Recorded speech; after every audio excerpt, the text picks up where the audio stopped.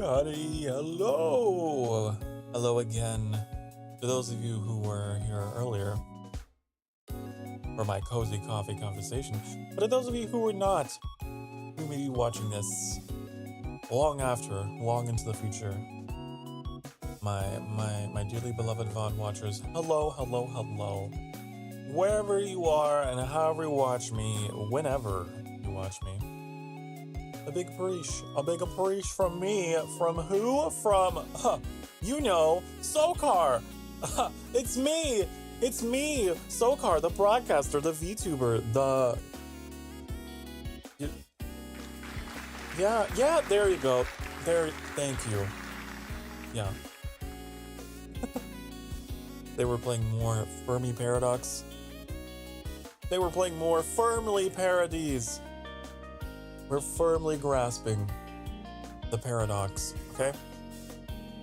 We left off, we had a civilization that we really got attached to.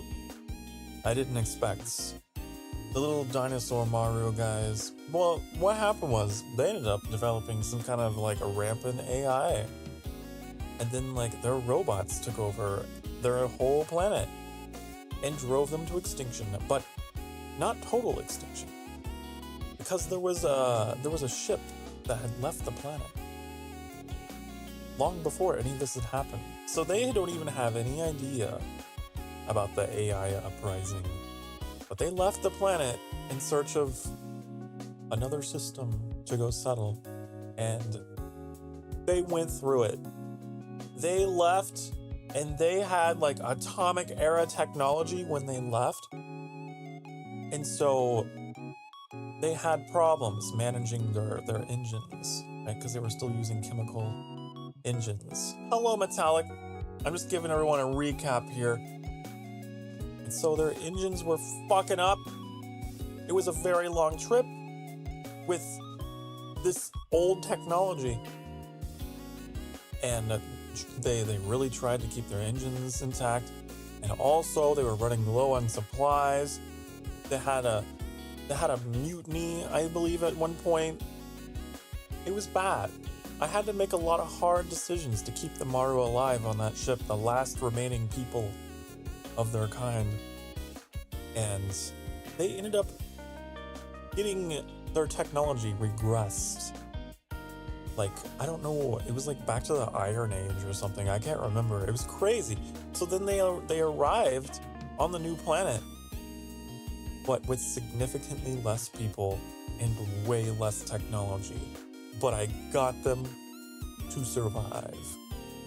And now our objective is to try and get them to rebuild on this alien world and try and get back to the peak of civilization that they had. We're gonna see if it's possible. One of the things I love about this game is you'll give yourself can't fucking talk. Sokar! One of the things I love about this game, okay, is how you can give yourself a personal objective. Give yourself a personal objective, because this game doesn't really have an objective. And you're just like, I'm gonna do this thing and make this happen. But due to the chaotic nature of the game, due to the intersecting and branching decisions that affect everything, you never know how it's gonna end up. So, yeah. I am trying to get us into the game now. Because I don't remember which... It's probably the 2024 save. That sounds about right. Also, if you're wondering, for those of you watching live, why are you half an hour late? Fortunately, there's not a lot of you here. I would have let you all down. I hadn't eaten anything today at all. And Annie had so graciously cooked something earlier today. But I don't like eating as soon as I get up, so I was like, I'm gonna save it for later. And I remembered it and was like, oh, I could go get that. Oh, I got it. That's why. Also, I yapped for a little longer than expected in my previous stream, so. That's one of the things I hate about this format that I'm experimenting with this week. I don't think we're gonna do this again. It sucks because my style of streaming, listen, you can take the SoCar out of the stream. You can't take the stream out of the SoCar or something. I've been yapping for 10 minutes. God, actually 5. Because the first 5 minutes were the countdown timer. Actually, okay. Let's go check on our beloved Maru, okay? Right? We already got an event for them there in the lower right. I should move here. There we go. Oh, but yeah, one of the reasons why I don't like this week's format of short streams is because I realized I can't do it. I don't know how these professional corporate VTubers do it. I can't. I love what I do way too much. And then it cuts into the other streams and it just, I gotta do one thing at a time every day for like several hours, you know? The Sirens of Ross. Ooh. Ancient, wait, we gotta reverb this. Ancient legends of enchanting beings luring sailors into the ocean of their home planet Tau Ceti 3 are revived by a generation of colonists native to the giant oceans of Virgo. The myths speak to the isolation they feel from their ark colonies, being separated by vast ocean journeys. Ooh! Sirens. I wonder if Trix is one of these sirens, huh? I wonder if he gets sick of that. Every time I encounter like an ocean myth or something, I gotta bring him up. Okay. Oh my god. Whoa. Whoa. The siren legend sparks a sexual revolution for the Maru. Floating pleasure islands are built all over the oceans to combat loneliness. I love that. I love it. Can we do, does that make them hedonistic? It makes them hedonistic, honey. Oh. Of course. Of course, the siren-related event would lead to this. You see the influence you have on my people, Trix? Look what you've done. You've made them hedonistic. Okay, so this is going to give them a lot of population growth and eat into their resources, which is fine, because we don't have that many people. Remember, we just came off the ship, don't have that many people, and we have a shit ton of resources because we don't have that many people. This is good for them. I'll do it. Doesn't even cost anything. Oh my god, look at them! You can't quite see the artwork. I forgot to make a button for moving the chat box. Let's, I still gotta click and drag you. Ah! But look at this. Look at them, honey. They look so sexy. Look at them. Colonists from the Ark ship overcame the loneliness of traveling the vast oceans of Virgo by over-sexualizing an ancient myth of their home planet and becoming promiscuous sirens housed in extravagant floating pleasure domes. Oh, look at the name of their civilization even. Hold on. We gotta jump over to the left again. Their civilization name is the Siren Quarrels. Aw, little dinosaur sirens. I love it. I love this for them. The sex race. Can I visit this place? If only. You can visit it in your imagination, in your fanfiction. But yeah, they're in the Iron Age because of the crisis that they had on their ship. They had to like sacrifice their technology in order to survive. I love them so much. We're probably going to have to keep this in check later on though. Maybe. Because these resources are going down fast now. They're going down so quick now.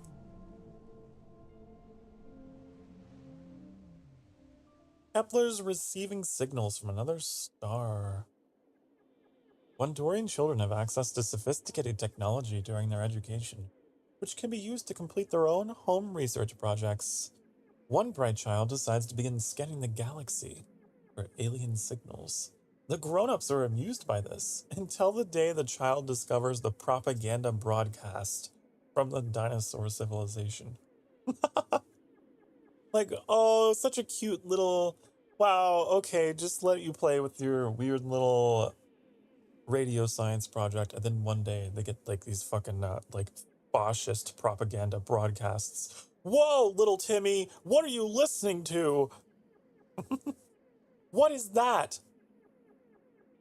Turns out, alien broadcast. We don't have enough synthesis to, damn, because we probably spent it all trying to keep the Maru alive. Damn. We could ignore it, or they can respond with hostility. Quadrant agents show up to escort the child from the school. Shortly after, the Wondorian quadrants declare they have uncovered a message of war from the dinosaur civilization. Uh-oh. Uh-oh. That would give us a lot of synthesis, though, wouldn't it? I like it because it's funny. I love the idea of these, like, government agents just, like, coming by this kid's class, like, nope, little Timmy, you're time for you to disappear. Bye. You know too much. The true nature of the propaganda broadcast received from the dinosaurs was covered up by the government. The child who first discovered the signal was taken by Quadrant agents and never seen again. Oh, oh no. God, I love this game. It's so weird. It's so bizarre. Well, okay, so that happened that way. The dinos took after America. Yeah, so in this alternate timeline that I have, humans never evolved. And instead, the dinosaurs, like, they survived.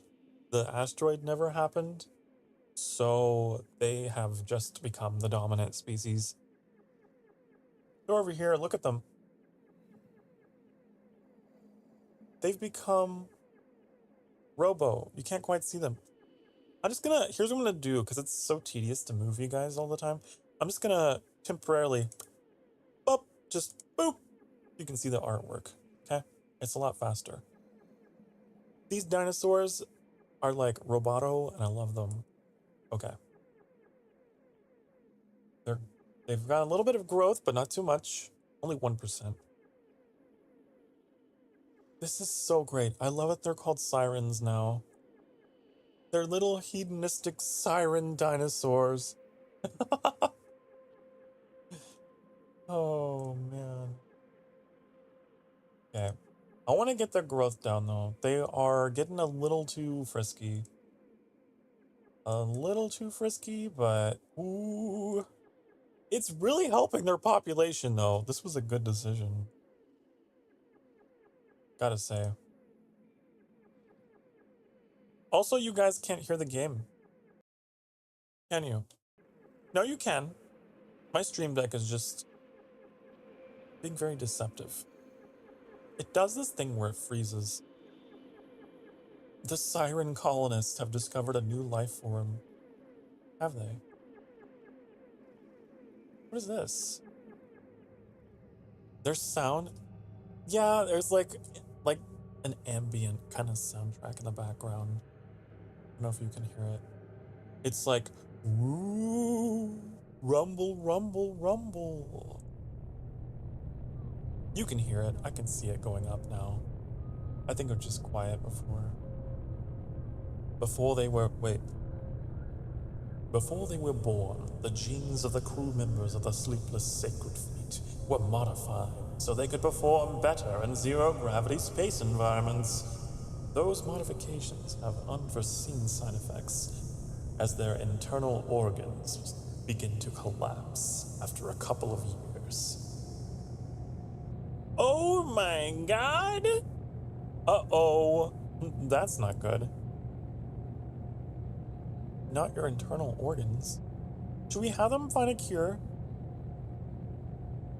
Or they are on a ship.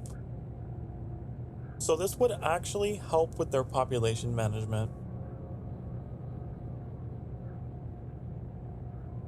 It would actually. I think I'm gonna be cruel and I'm gonna let it happen, but we're not gonna like really let it happen. Just a little bit.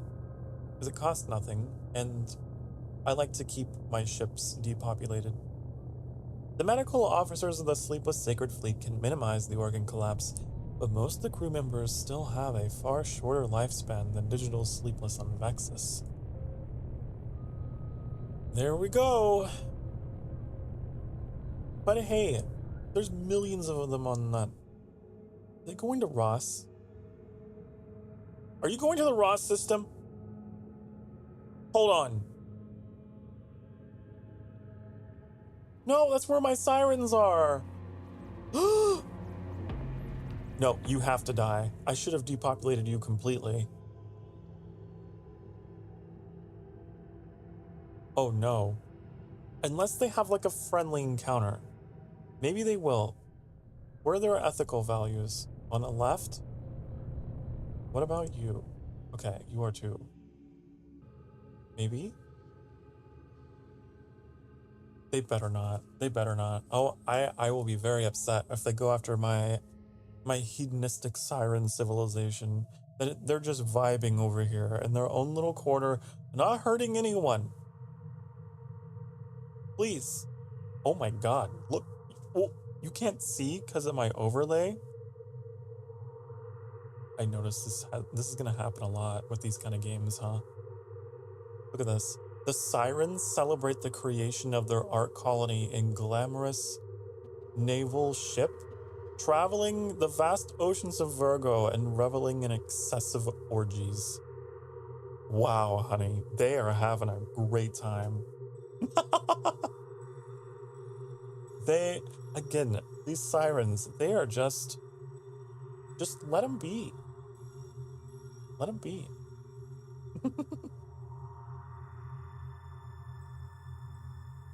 These guys, time for you to depopulate. Time for you to go.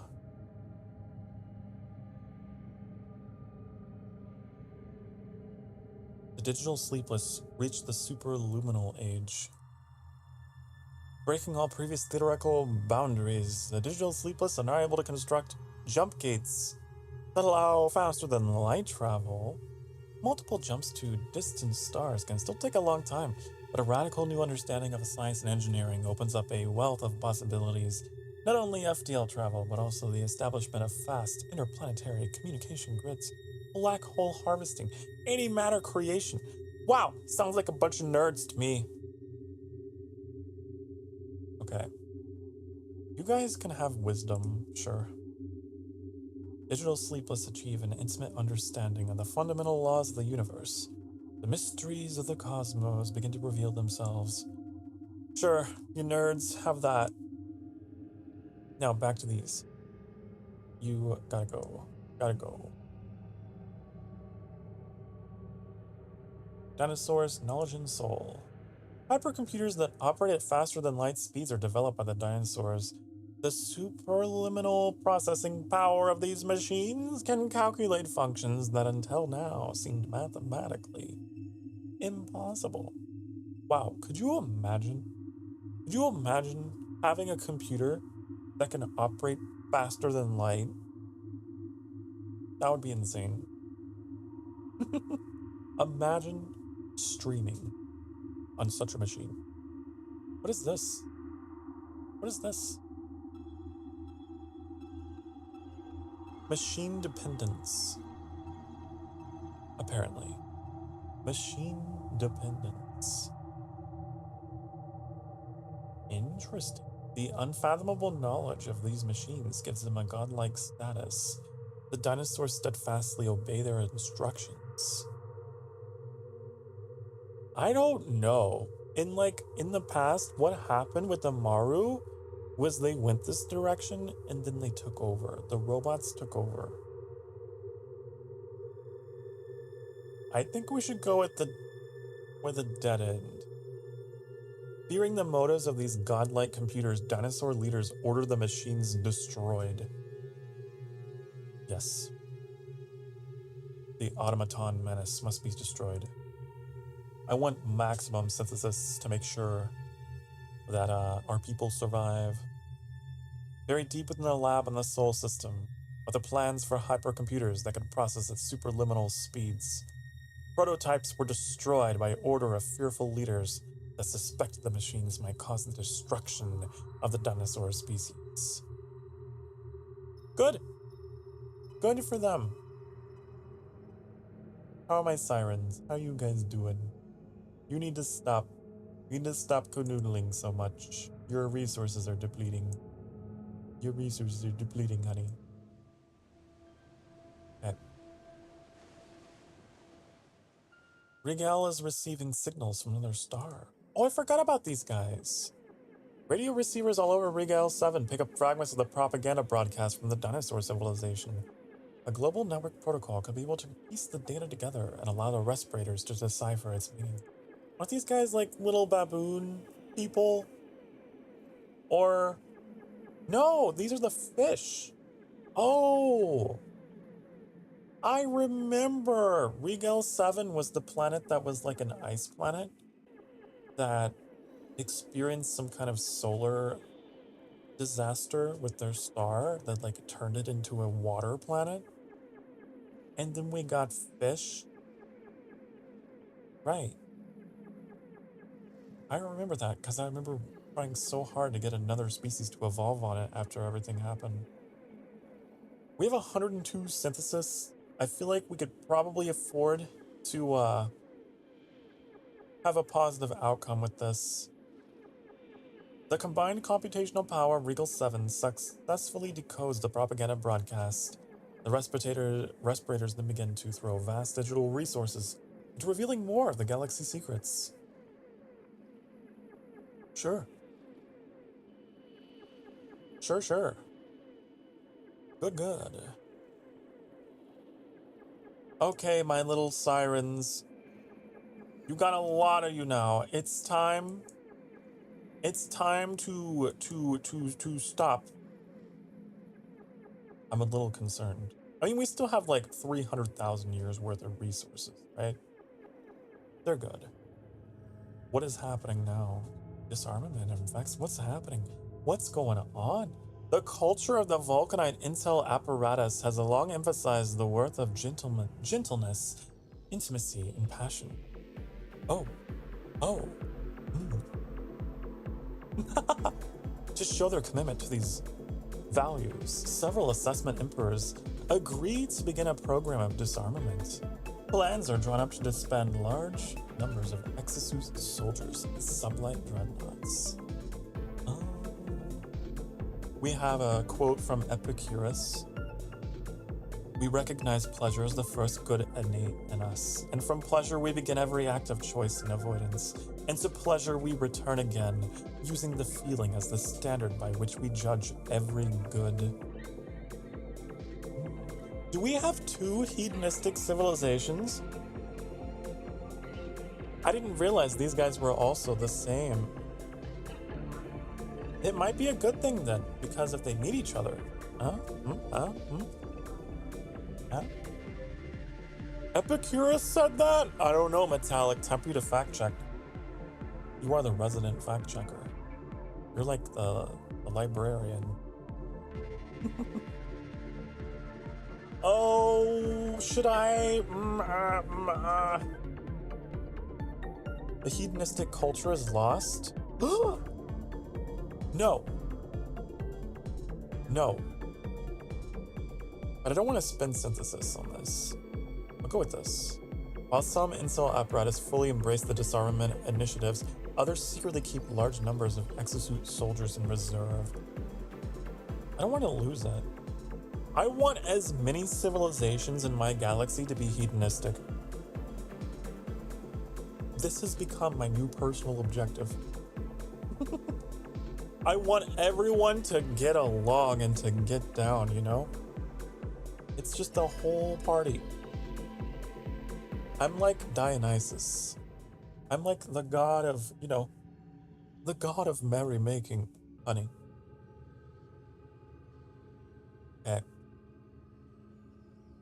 So maybe these guys won't be so bad? I'm still unsure. I'm still very unsure about them. How do we know if they're hedonistic? Does it show in this? I don't know. Oh, I love their music. I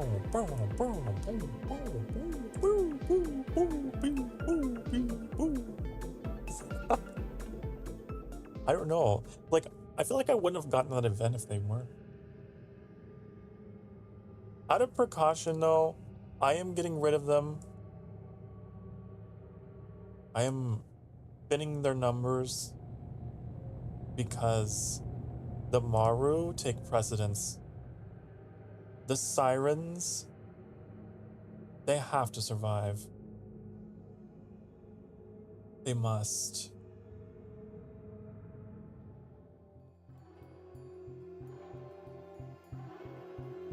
What is this event text? The colonists of the Ross system create floppy disks in tribute to their new home.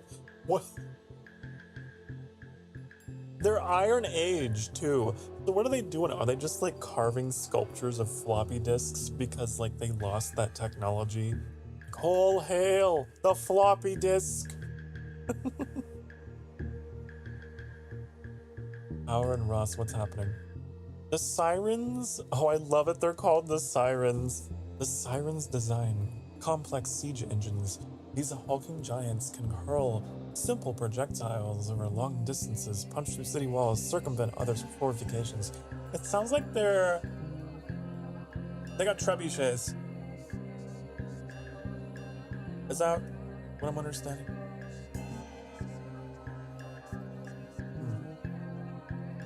I don't want to spin anything over this. Sirens build an arsenal of great siege engines, which often turn the tides of war. You guys need to prepare because you need to defend your home. Maybe I should have gone with the full option, but I went the medium option. I don't want them to become like warlike hedonists, you know? I don't want them to become like that kind of civilization.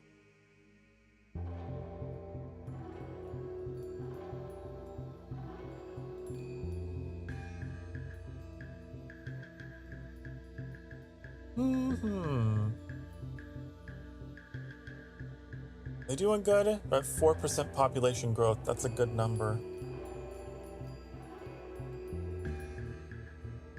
As long as you're in those like lower single digits, I'm happy. Kepler's building spaceships.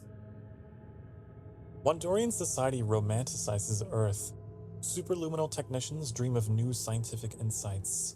Hollow designers conjure visions of potential life forms in their works.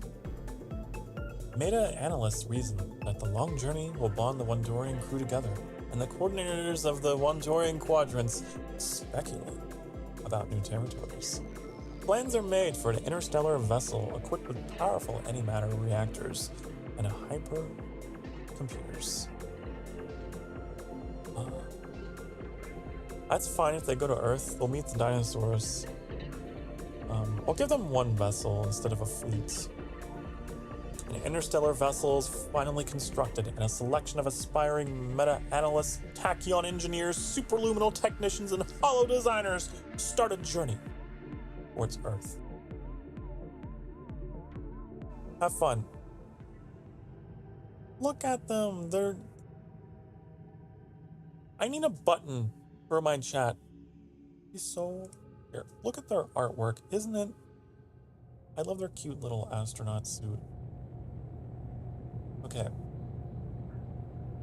So they have enough resources for 149 years. I'm gonna just take a little off their population so we can stretch that a little bit. Okay. Earth is like on the other side of the map. That's gonna be a long journey.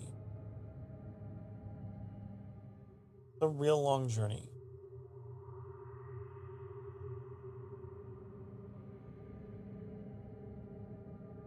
What's happening? Final technology. No, I don't want it in the game yet.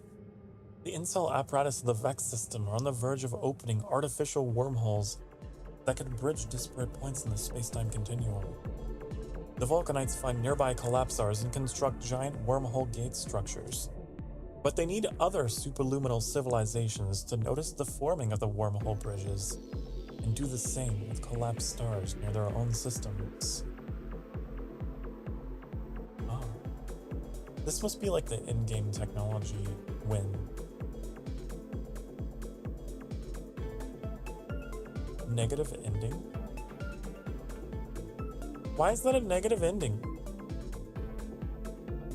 The Vex system is surrounded by wormholes with the power to connect all known civilizations.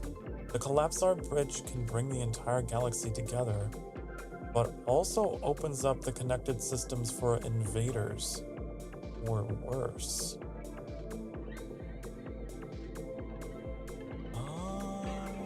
Oh, I see. So, here, let me show you. It's like calculating based on the ethical values.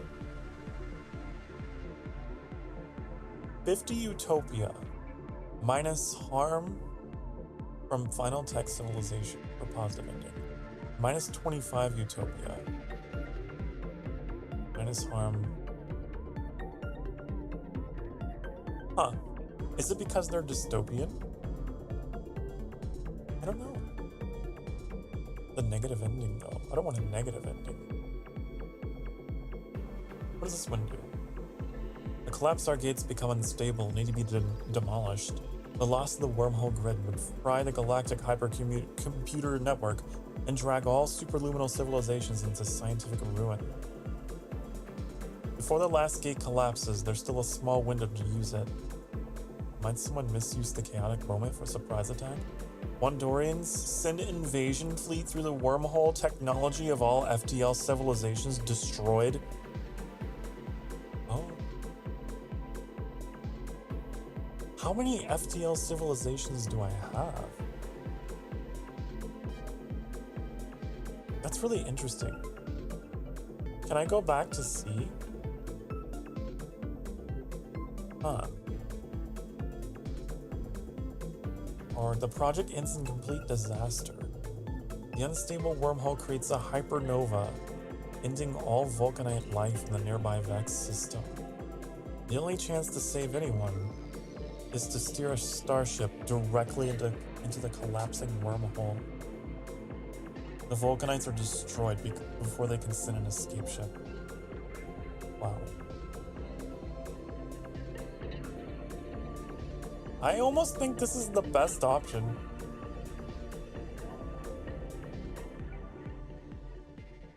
Oh, was it though? It's like, I don't want to end the game, but I don't want to extinguish the people. The Regal system is under attack by the Wandorian invasion jump fleet. Came out of nowhere, jumping through a collapsed wormhole. They find themselves within an unknown Regal system, with no way to return home, and as though they'll need to fight, even if they have to expel or destroy the native respirators they find. Oh, what is this quote from Futurama?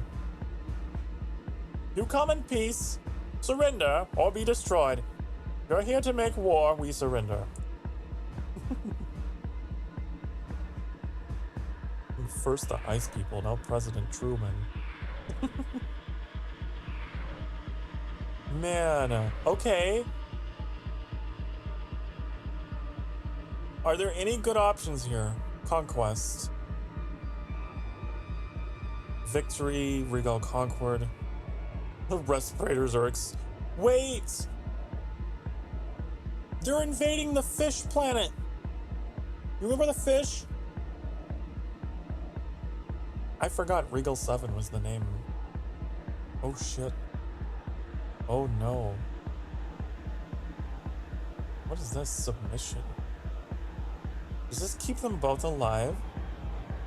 No, not the sirens. They're just these ugly looking, like, fish with fur. Do we want them to go these two options result in their extinction. This one is submission. They hope the wormhole bridge might connect the respirators to the vast expanse in space-time in beneficial relationships. The respirators are nonetheless prepared for an attack such as this, and have placed defenses around the collapsed gate of the dangerous wormhole. The victor of the wormhole battle will be the faction with the best technology and strongest military power.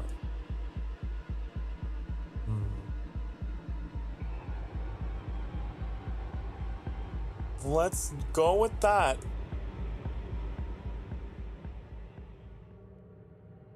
The Respirator World Science Administrations are occupied by the Wendorians. Well, this artwork is so sad. This, like, alien child is being taken away from what I presume to be its parent. Alien occupation. The alien invaders from Kepler seized control of Regal 7. This music is so chill, though. Wondorian exosuit soldiers set up patrols in the filter zones of the respirators, and resistance against the occupiers is answered with disruption miniguns and the threat of releasing antimatter bombs from the Wondorian invasion jump fleet that is stationed in orbit of the ice planet.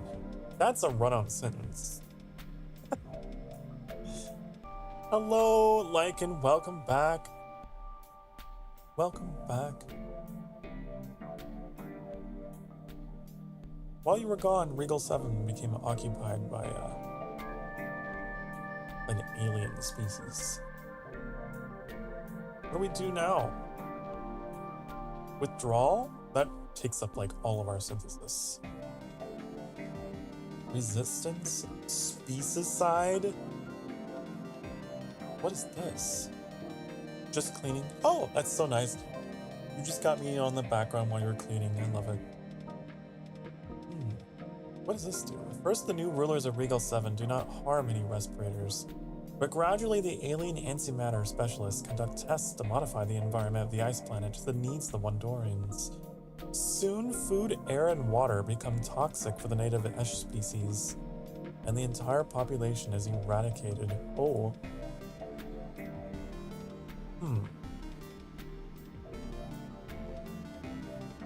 Or do we go with like a rebellion? Over the years, the native respirators begin to pluck up the courage to drive out the aliens from Regal 7. Ambushes against enemy exosuit soldiers and Esh collaborators become more and more frequent. The occupiers respond by striking back with full force. I kind of like this idea. Like, in terms of storytelling, let's have them put up a resistance. Little rebellion. They're fighting each other. The differences between the respirators and the Wondorians are simply too great. Tensions rise until the leader of the Wondorian invasion jump fleet decides to strike, sending exosuit soldiers to capture several vulnerable native filter zones. In response, the Respirator World Science Administrations deploy jet fighter wings to drive the interstellar visitor from the Regal system once and for all.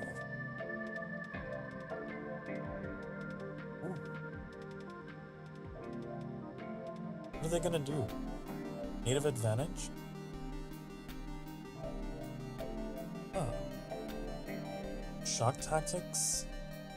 These both result in their extinction. Both of these would result in their extinction if they're defeated. Which I'm pretty sure they will because they are lower tech. Right? Bum bum bum. Ba-da-dum. I'm still not quite sure about how things are calculated in this game. There's like a whole bunch of stuff over on the left. Oh, I see. Okay, let me hide the chat. If any of you out there are curious about the math behind this game. It's quite small though, so I don't know if you can see it on your displays out there, honey, but come on. Where's the tooltip? Now it's not showing. Oh, because it's not an active window. There we go. Okay. So now, here we go. It's very, very tiny font, but it's adding up different factors to determine a war score. So like the Wendorians have the benefit of being in the FTL age. So they have a 12 base. The respirators are in digital, so they have a 7. The Wendorians have more harm potential, which is basically their military power. They get a +2. They also massively outnumber them, so they get a +2.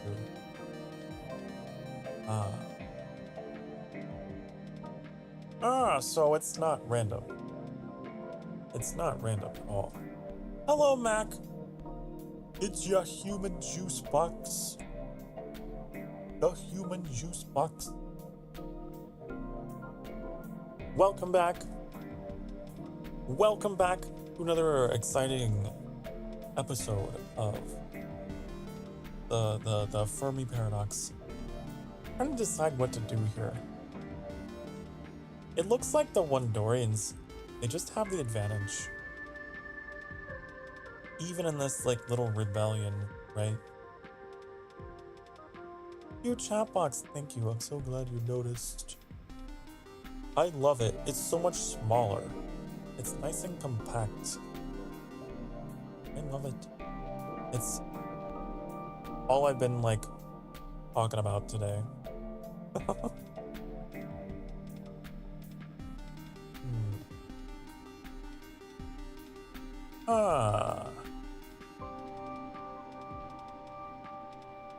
Abandon Regal and capture the fleets. So if they're defeated, then they will get a ship to escape. We could try it. I'm curious. They stole a ship and they left. Good for them, I suppose. Where are they going? Where are they going to take this stolen ship? Where are they going? To the Sol system?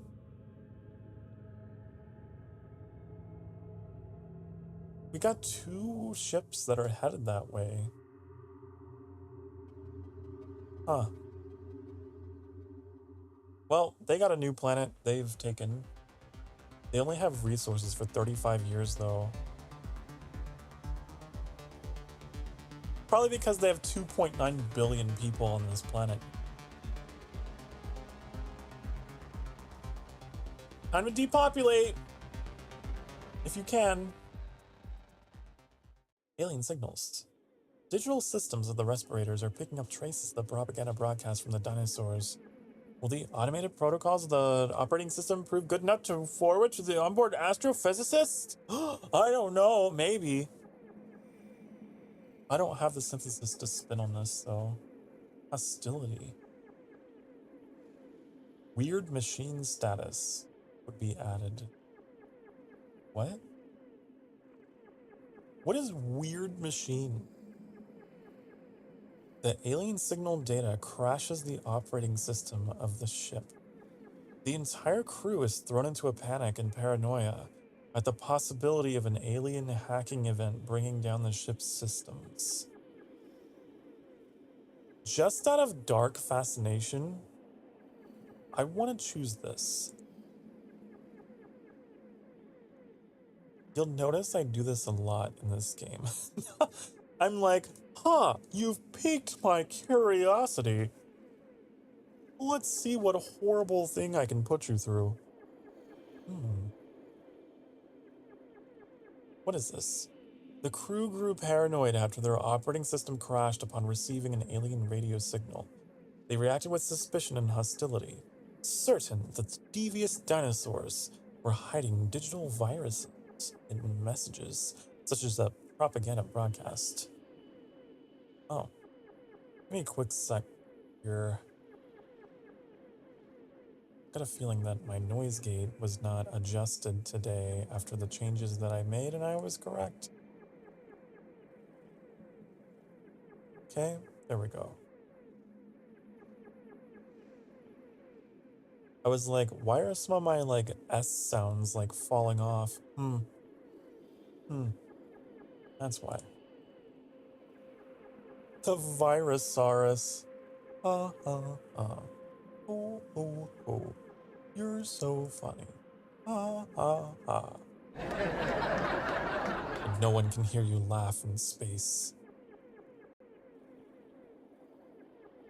Because it's a vacuum. There is no laughter. Okay, what am I doing? My sirens. So you came in here later, Mac. We have a civilization here that we rescued last stream called the Maru. We're trying to rebuild their civilization because they had to start over from nothing. They became sirens. They became hedonistic sirens, which was good for them because their population exploded back to good levels after surviving extinction. But I love them. I want to keep them alive as long as I can. Because they're awesome. I want them to age up. To like rediscover their heritage or whatever. What is happening? The long journey takes its toll on one unstable Wandorian tachyon engineer who manipulates the synthetics of the Wandorian ship to take out the captain. Can the exosuit soldiers stop the synthetic menace? Oh. They can't hear my bad portmanteaus either.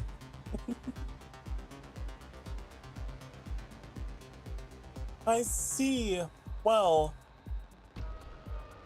you've only got enough resources for 146 years, which is, you're probably thinking, Zokar, that's a long time.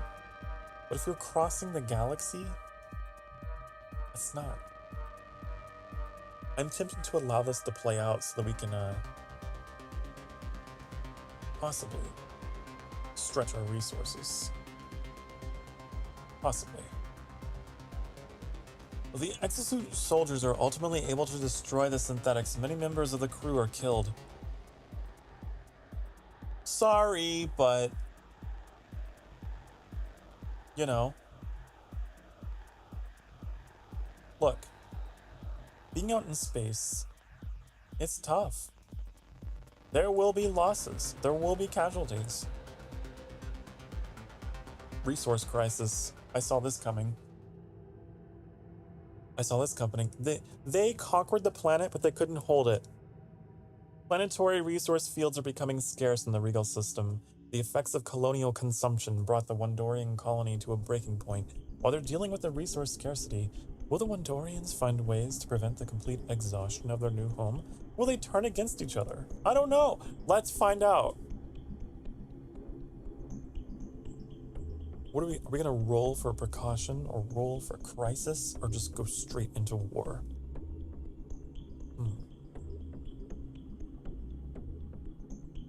A chance for decline. Chance of hostility.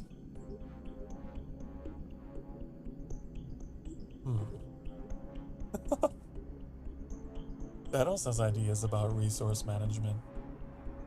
Cutting the population in half.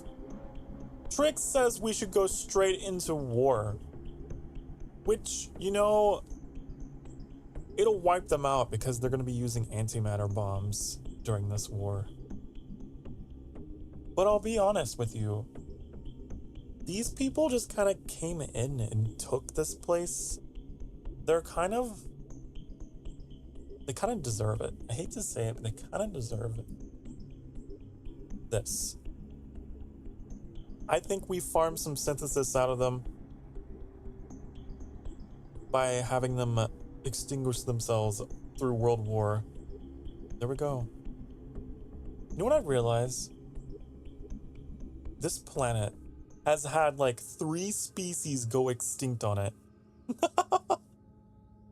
There's been 3 species that have gone extinct on this planet. It is cursed. Don't go here. Do not go here.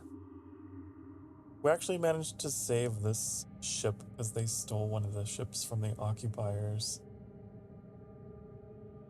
They have enough resources for 877 years, though. Turn around! It's free! It's open! The occupation is over. I wish I could just tell them, you know? The planet is liberated now. But they don't know. But they have no idea that the planet is free. They still think that it's occupied, so like, they don't know any better. That's what I love about this game, right? Due to the extreme distance of space, there's a lack of communication. Trix, I don't know if you were here earlier. We have sirens. We have sirens. They may look a little dinosaur-y, but I got this hedonistic culture of sirens. They're amazing. I love them.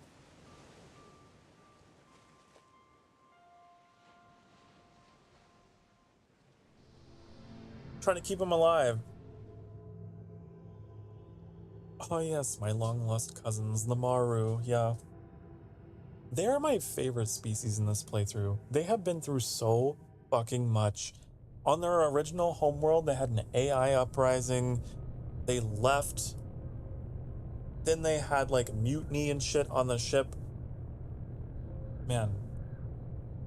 And now they're here. During the endless enterprise of the sleepless sacred fleet, the staff of the individual ships each start to take on their own identity and culture. Over time, they begin to look on other ships with suspicion, feeling that such outsiders are inferior, not to be trusted.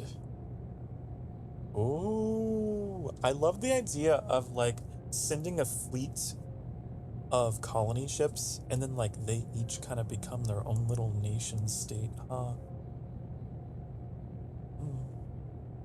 Don't really trust each other by the end of the journey. We'll prevent it for now.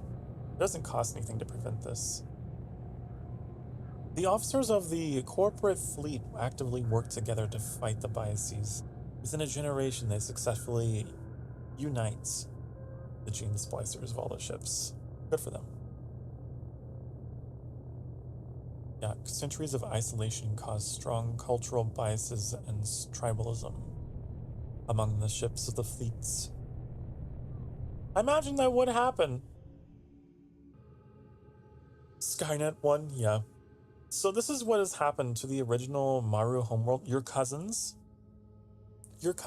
Trix, they come from this planet called Tau Ceti 3. And they were super technologically advanced. They were so technologically advanced that they built these droids called arc droids that did everything for them. They became very dependent on the arc droids for their every need. And then one day the arc droids were like, well, we're gonna take over now. So they had to leave.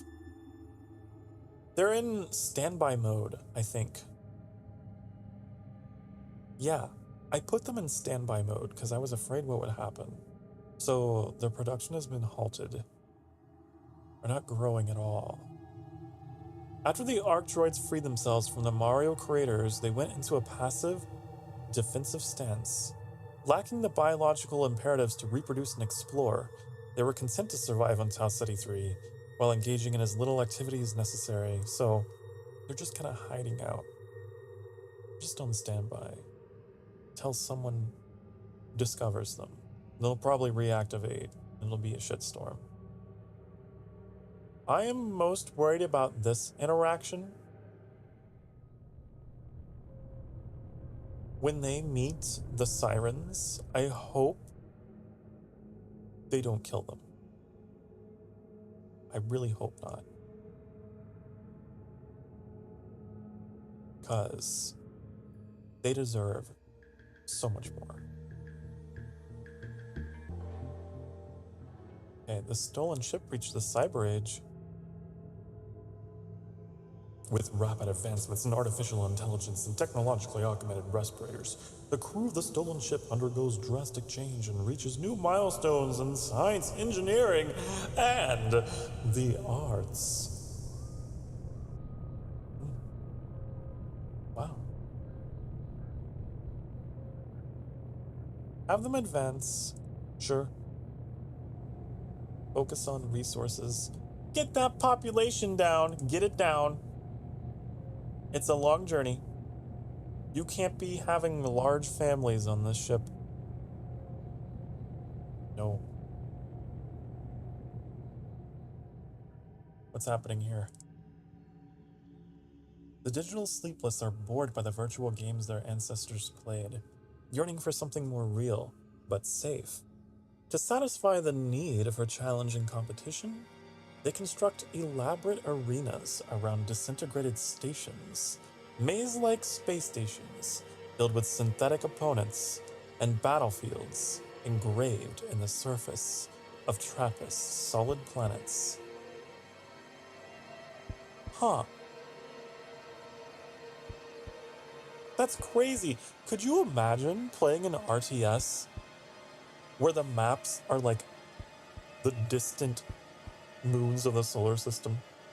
You're just fighting with actual robots.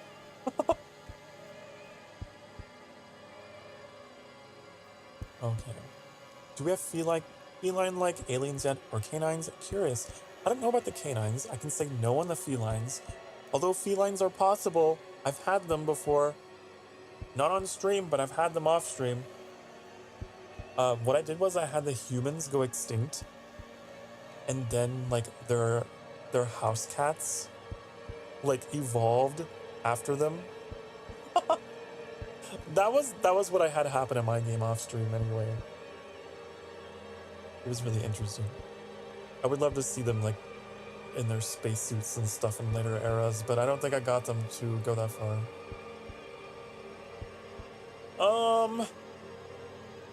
I'll prevent this because it costs. Early enthusiasm for the new live battlefields dies out quick when players realize that equally interesting interactive combat is still possible in hypercomputer games at home.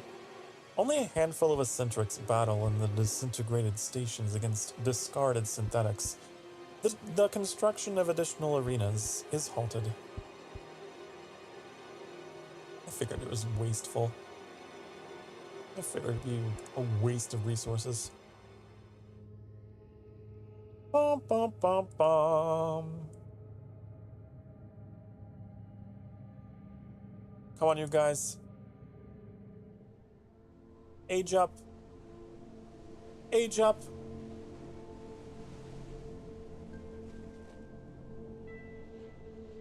Uh-oh.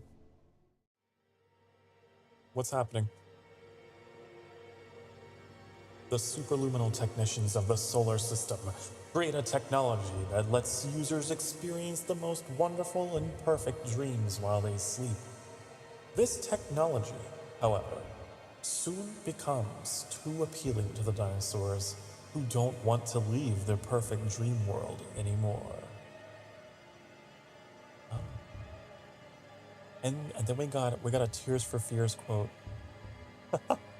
I find it kind of funny. I find it kind of sad. The dreams in which I'm dying are the best I've ever had. How fitting. how suitable. They don't want to leave the dream. We can have them avoid this. We have enough synthesis to keep them alive. The synthetic chimeras of the soul react quickly and outlaw the dream machines. Some machines disappear underground before they can get confiscated. Sure. Keep them alive.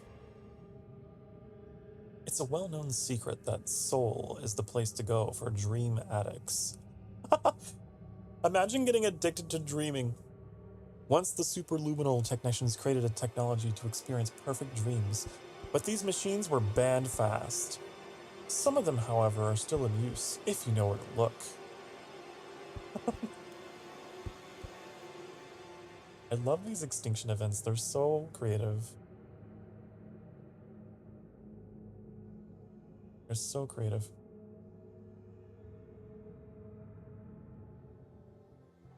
Bum, bum, bum, bum.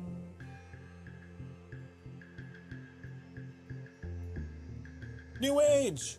The Sirens have reached the nautical age. The Sirens develop vessels capable of exploring the farthest corners of their planet. The flourishing traffic of goods and ideas advances the fields of navigation, chemistry, and engineering. To safeguard the accumulated knowledge of Siren civilization, emerging universities begin to house collections of printed books. Good for them. Good for them.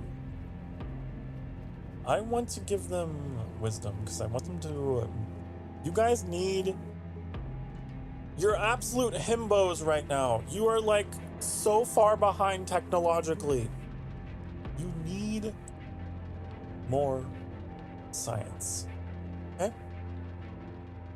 What you need? You need to catch up. Hi is himbo. We know. We know. And so are these Sirens. Because they are in tech level 4. They have aliens on the way that are tech level 9. Give them power. I know, I really want to give them, like, a taste of power and science. You know?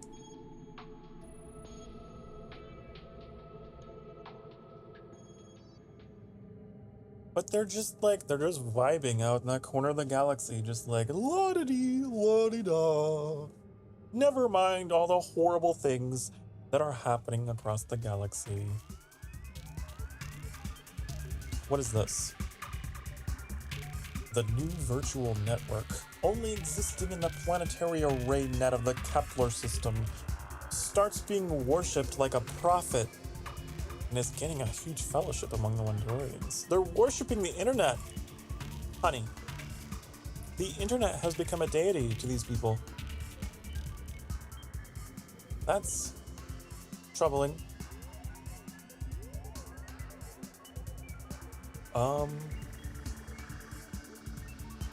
Whoa, I bet you this leads to some kind of machine takeover event, huh? Huh. I don't know what to do. I don't know what to do! Whoa! This is good for them across the board, though, if they embrace it. Machine dependence will be added. Oh no.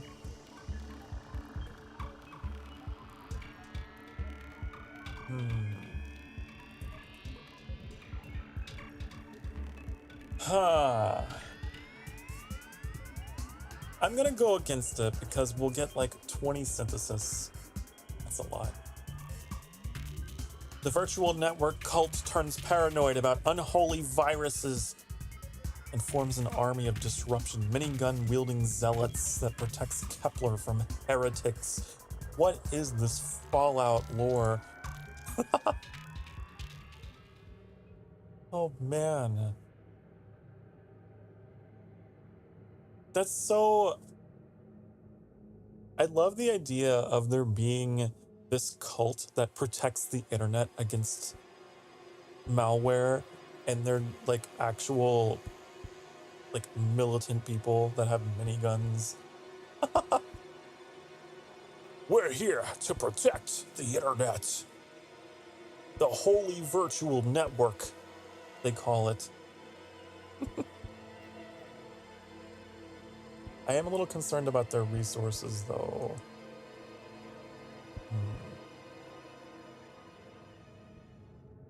What are they doing out here? Pretty good. I want to bring down your population. You will not destroy my sirens. I have worked so hard. I have worked so hard to keep the Maru, like, going.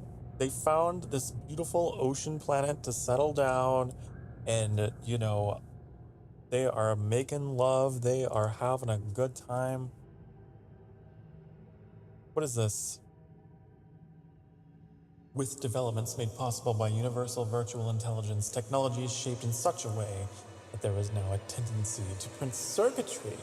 Why am I getting the extinction music for every event here? My God. Every part of the environment, it's not just for scientific reasons, but serves as an economic and even a recreational purpose.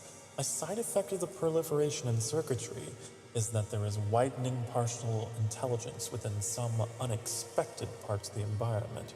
Beyond other animals and computers, partial consciousness develops within vehicles and even everyday household appliances, which begin to behave in ways quite close to sapient intelligence. Ooh. This quote. What is this? The deep level awkwardness non-sim people feel when their favorite line of sex toys suddenly claims recognition of personhood. Wow, that's the reality these people live in. Hello, Winter! Save the Maru! Indeed. Okay, so what are we gonna do here? Civilization pillar. Like, why wouldn't I do this? Right? It's all good. It's all good, right? It's like total utopia. It's a little eccentric, but it's all good for them. Anything with an intelligence that might allow it to become a citizen is henceforth declared a citizen by the Vex system. The necessary technology to freely install circuitry across the environment remains widely available. While the question of their personhood and rights as citizens remains open, people begin living in synchronicity with people, who themselves wear people to perform their jobs, which are also increasingly also people.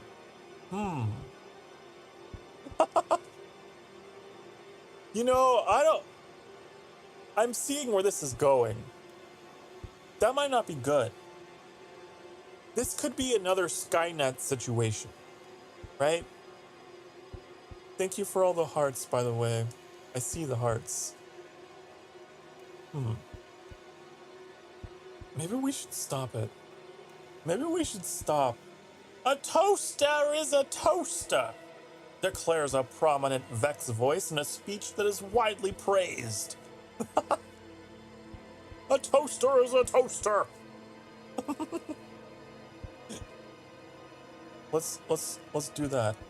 I want a mission to prevent the machines from rising. Okay. A toaster is a toaster. It's not a person. Okay? We're not going to give our toasters consciousness and our microwaves the ability to think. No.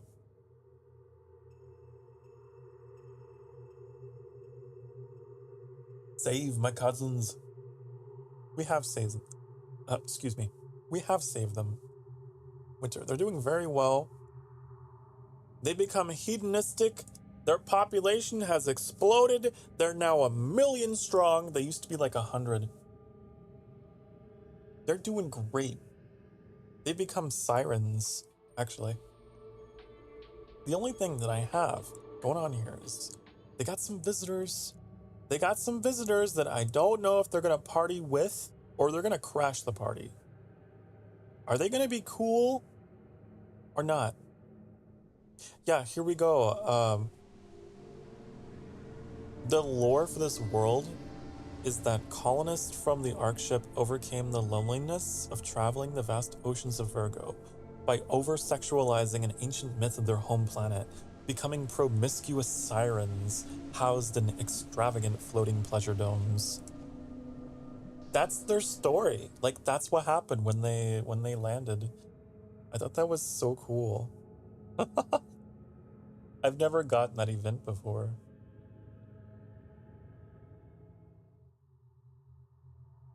What's this? The Wandorians are receiving signals from their own kind. We're not alone in the darkness. Just as the crew begin questioning the point of their long journey, radio receivers pick up Wandorian luminal trash music. Trash music? From the Kepler system. Clearly from the same species, the signal has the potential to greatly boost morale. Listen to this trash music. Wow. Sure, I have the synthesis to spend. The message from distant Wandorians reminds the crew of the life they went to build someday in the Sol system. Hope is reinvigorated throughout the ship. Good for them. I like to give them a little bit of a population boost, though, because they are now gaining resources because they have so little people. Destination reached. Uh-oh. Please! A bright new star appears in the sky of Virgo. The sleepless sacred fleet has been spotted, provoking debate among both siren social thinkers and the corporate fleet staff. As the corporate fleet begins its analysis of the pre-industrial civilization, its leader ponders their next action. Right, the sirens are pre-industrial. They're just a bunch of himbos, right? They're too busy getting busy, if you know what I mean. So they probably are looking up in the sky and they think it's just I don't know, a star or something. Comet or something, right? They don't know. Boy. What do we do? Contact. Miraculous light becomes a glowing ball of fire as the sleepless sacred fleet descends from the sky. Awestruck sirens watch as the alien gene splicers exit the corporate fleet and attempt to communicate. It says contact level 0 full onslaught. I don't like that. Don't like that option. Everything going okay, Sokar? Everything's going great, Bucky. Hello. Hello, welcome back. The Maru have just encountered their first extraterrestrial civilization, and we're working it out. The sleepless sacred fleet remains in orbit, cautiously collecting data rather than approach the unpredictable aliens below. Meanwhile, the sirens slowly grow accustomed to the new star, incorporating its presence into their rituals. Oh. Unfortunately, it seems to also lead to total annihilation. The star fades away as the sleepless sacred fleet continues on, leaving Virgo in peace. Perhaps in the distant future, siren scientists will look back at the old legends and realize how close they came to alien contacts. Aw, that's kinda cool too. I might have them turn away because I'm worried The technological gap between these civilizations, it never goes well. I'm gonna have them retreat. Leave my sirens alone. The staff of the Sleepless Sacred Fleet can't bring themselves to leave the Ross system forever without setting foot on Virgo. What? No! The Gene Splicer leader chooses a remote seaweed island where they're unlikely to be disturbed, and several shuttles are sent to make planetfall, far from the prying eyes of the sirens. Oh, they're just doing it in secret. So by retreats, it didn't mean they left. It means they stay out of sight. Oh, interesting. This is really cool. So we could leave behind a technological artifact. It would give them a research boost, so they wouldn't be himbos. And they would leave to go to a different star system. Oh, that would help. Or, what's this? Alien thievery. What is this? The remote seaweed islands turn out to be rich and crucial resources. The fleet plunders the deposits before setting a course. I don't want to do that. Taking resources from the sirens? Or alarming findings? What is this? The shuttles are surprised by a group of siren fusiliers. They're quickly dispatched. They abort their mission but leave behind the siren bodies and a few lost energy rifles. No.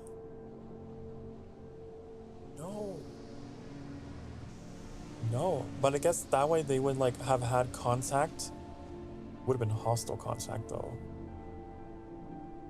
I think I'm gonna leave behind an artifact. That sounds neat.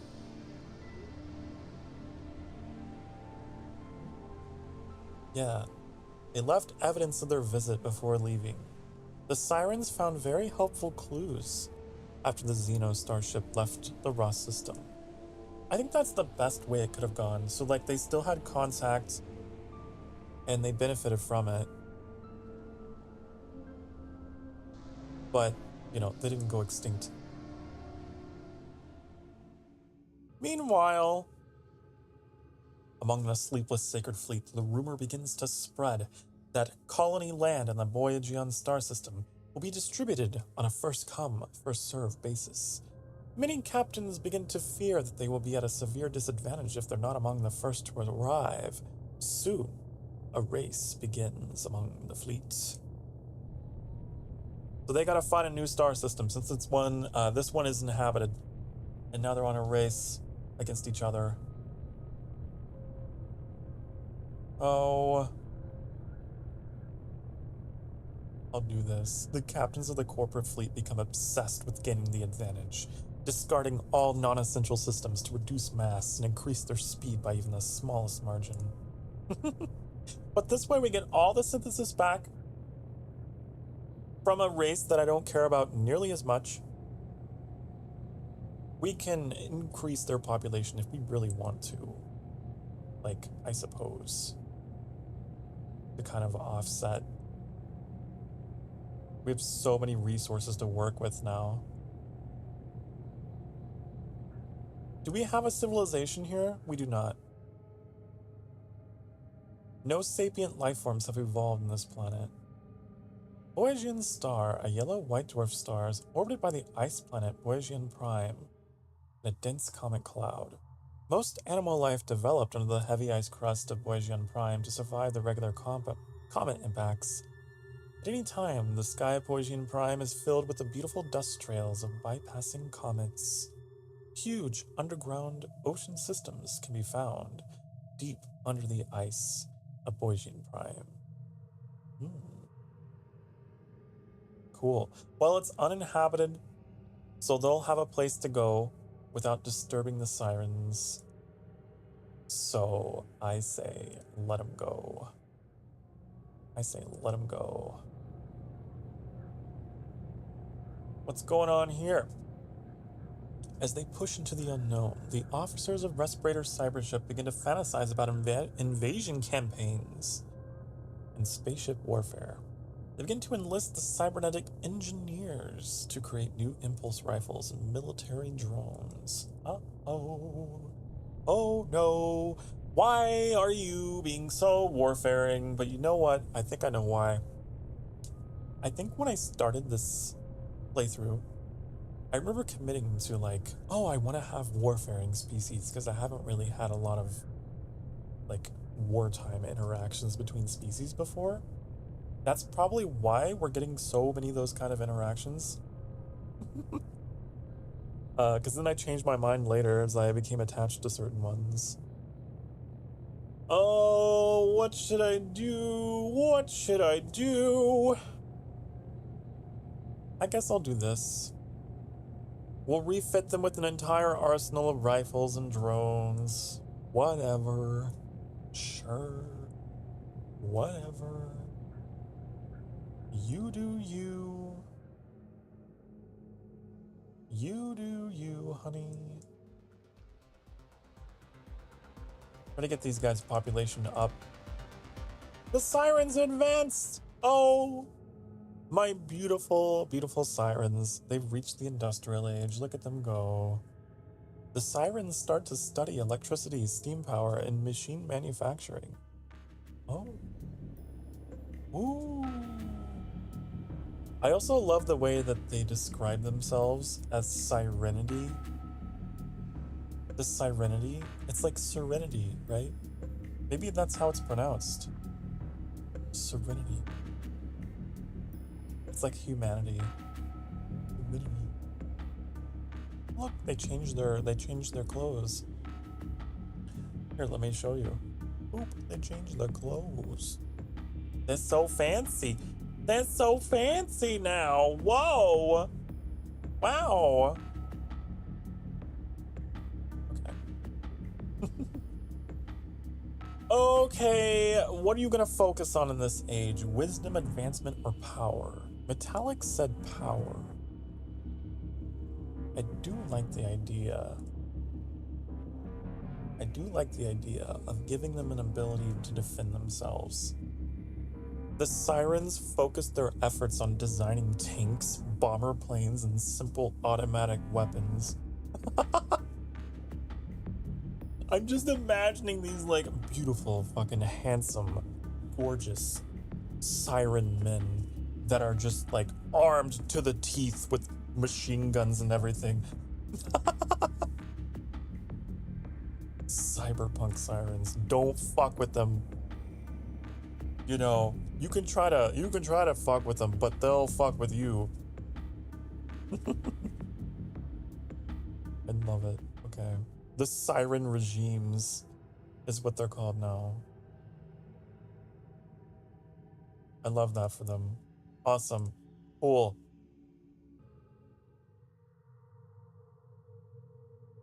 Literally? Literally. Literally and figuratively.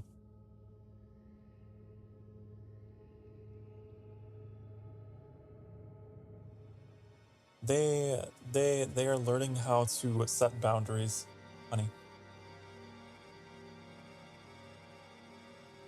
What is this? The digital sleepless engineers proposed the construction of a massive, plural, of massive magnetic accelerators at the Lagrange points of the TRAPPIST system.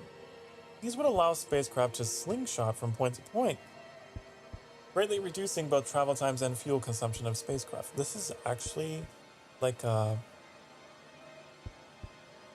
near future thing that I have read about.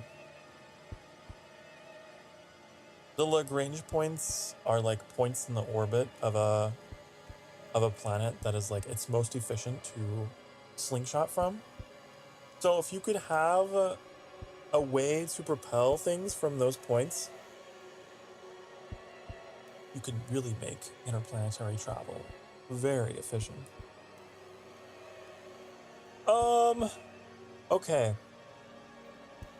You guys don't need resources that badly. You don't need I love the idea as a bit of a nerd for, you know, space and space travel. But you're doing fine with resources. I'm gonna have a dead end. I'd rather get synthesis out of that. The accelerators proved to be costly and impractical. Many malfunction or misfire, and negative public reaction to the early disasters kills the project. Yup. Yup. Sorry about that. Sorry about your little science project, but I'd rather have the points to save a species from extinction. Trying to restabilize these guys' population on their way here. They got signals from another star. In the Vex system, a lone virtual intelligence detects a pattern among signal fragments and assembles them. Is the Wendorian luminal trash? Again, the trash music from the Wendorian civilization. Ew. Ew. 60 cent. That's enough to, like, save a species from extinction. Usually it's about 60. So that's a lot. What is this effect? Machine repression. I've never... What is that? Vulcanite scientists discover the concealed signal, triggering strife in the intellectual community on Vexus, leading to a ban on most virtual intelligences and synthetics. I'm curious. Sure, what happens if we just do that? What happens if we get that? Did I see the Assassin's Creed Shadows trailer? Welcome back in, Diego. Yes, I did. I did. I watched it last night. It got me really excited. I was talking about it today, actually, during my Just Chatting stream for a long while. Oh.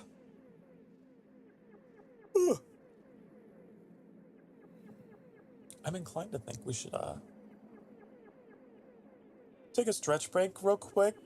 Actually, for the last, what, half hour-ish of the stream before we go. I really want to make myself like a hot cup spiced apple cider. That's what I really want to do, so I'm gonna put on some tunes for you guys. And I'm gonna go make myself a nice hot cup of spiced apple cider because I've been doing a lot of reading, doing a lot of talking today. Need a hot drink. Be right back, honey. Mwah.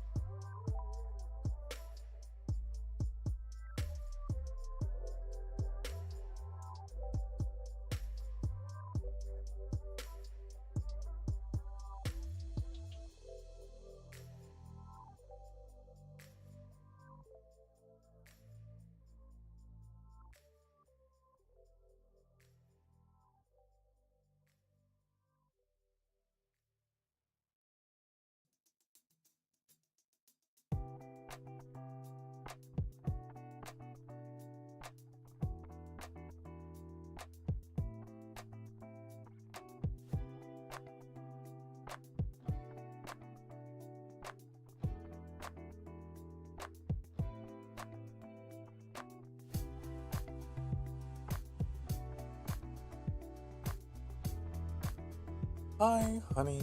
Hello. I'm back. I'm back. I'm back. Oh. No, not cold apple cider. Always hot, never cold. Always hot, never cold.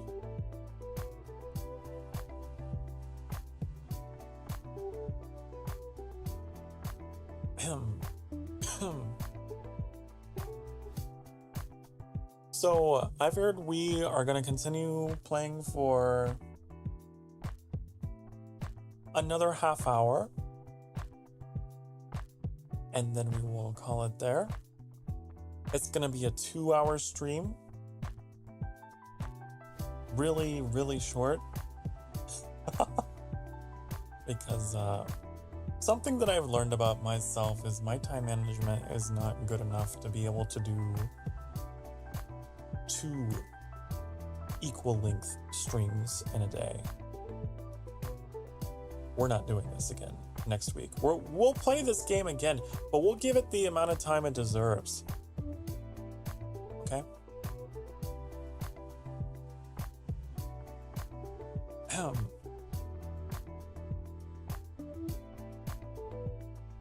Okay. Boop, boop. How are my Maru? How's the Maru? Maru Sirens. Serenity. That should be tricks. I'm giving you an idea. The word serenity, spelled S-I-R-E-N-I-T-Y. Use that somehow, somewhere, if you wish. It's pretty awesome, I think. Nice play on words.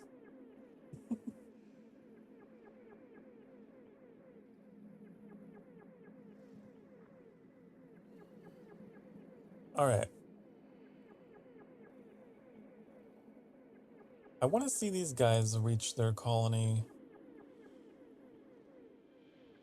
These dinosaurs. They're building spaceships of their own. Interesting. The superluminal technicians of Sol perfected the construction of antimatter reactors. These engines are needed for a possible journey to the Ross system. The dinosaurs start to train exosuit soldiers, construct free synthetics for the mission, and develop advanced hypercomputer systems. No. I am not going to let these dinosaurs go to the Ross system because that's where my handsome sirens are. That's where Trix's cousins are. And Trix and I have an alliance as princes between our kingdoms. Okay? I must protect them. I will not allow them to even come close. No. Give it to you one more time. Okay. It's the word serenity. You know, like it means peace, paradise, serenity. But it's spelled S-I-R-E-N-I-T-Y.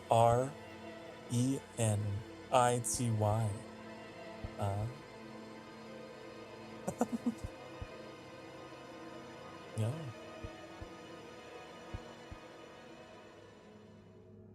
I thought it was pretty clever.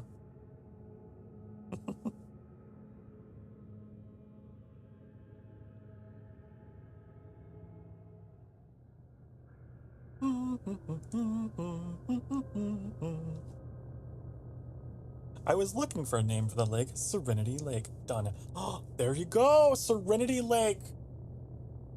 It's perfect. Because when I think of a lake, I think of serene, picturesque, but also sirens.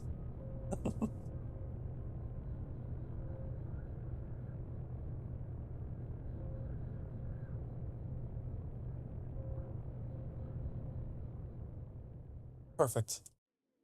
See, if you'd never been to the stream, you never would have known. Never would have known. Don't you love the butterfly effect? I do.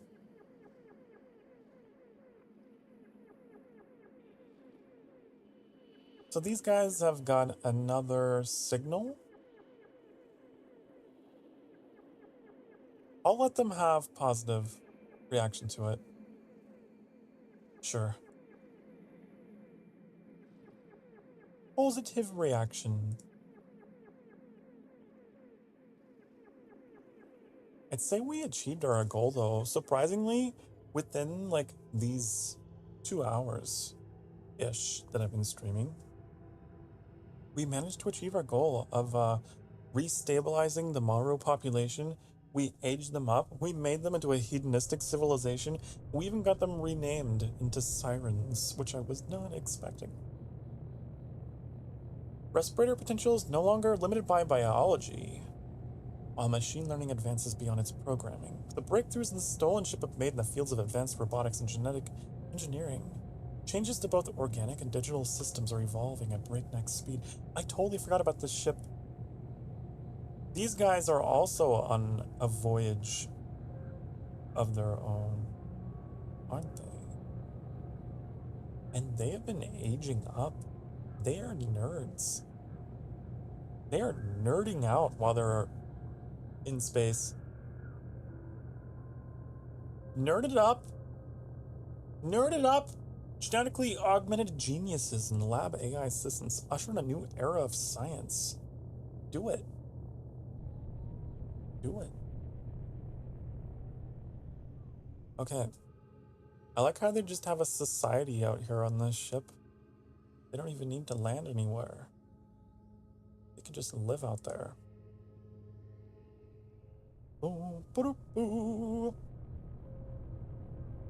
Okay, we got the Wondorians. They got a depopulation.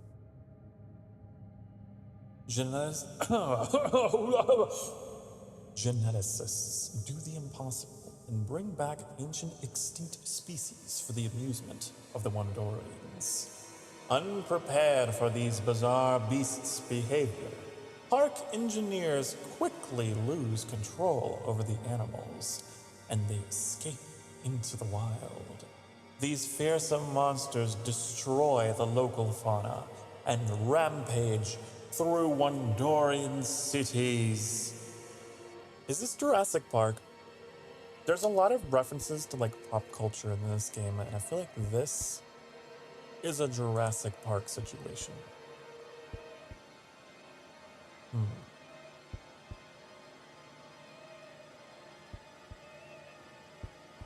Huh.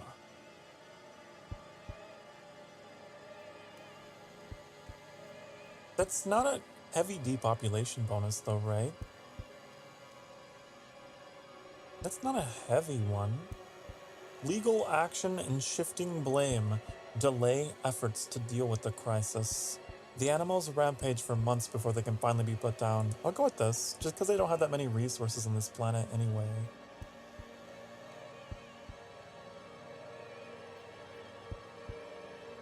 Then we can restabilize them, right?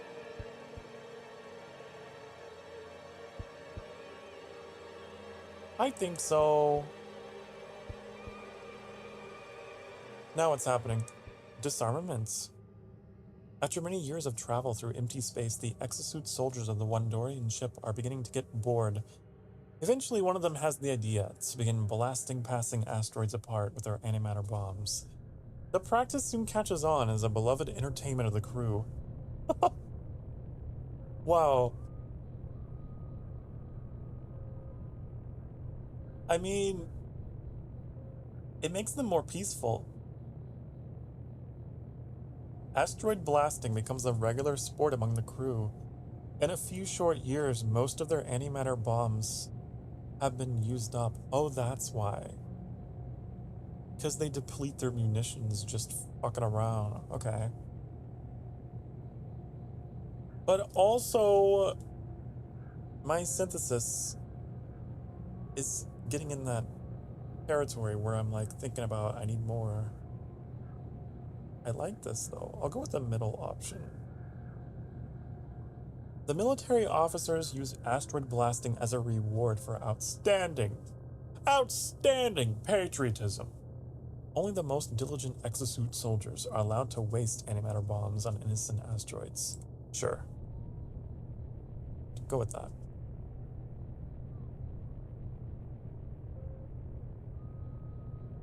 A lot of this game, though, is like population stability.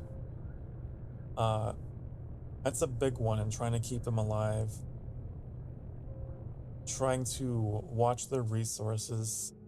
And also, of course,